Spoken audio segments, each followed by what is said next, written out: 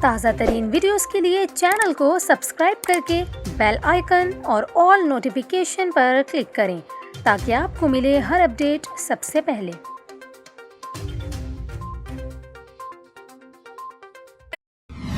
اور ابھی آپ کو اہم خبر دیں، کوئٹہ سے آنے والی سائبیرین ہواؤں کی انٹری سے کراچی میں بھی سردی کی شدت میں اضافہ ہو گیا۔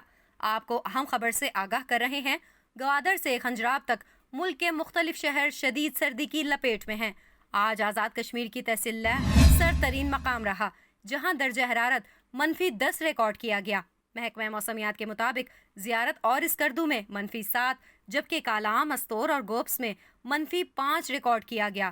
گلگت اور قلات میں -4، جبکہ کوئٹہ میں درجہ حرارت -3 ریکارڈ کیا گیا۔ کوئٹہ کا ٹمپریچر مائنس ہونے پر کراچی میں بھی سرد ہواؤں کا راج ہے۔ چیف میٹرولوجسٹ سردار سرفراز کا کہنا ہے کہ کراچی میں بارش کا کوئی امکان نہیں ہے، درجہ حرارت میں اتار چڑھاؤ آتا رہے گا۔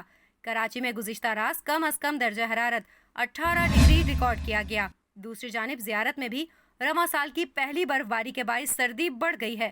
وادی کی ہر شے کو سفید چادر نے اپنی لپیٹ میں لے لیا ہے۔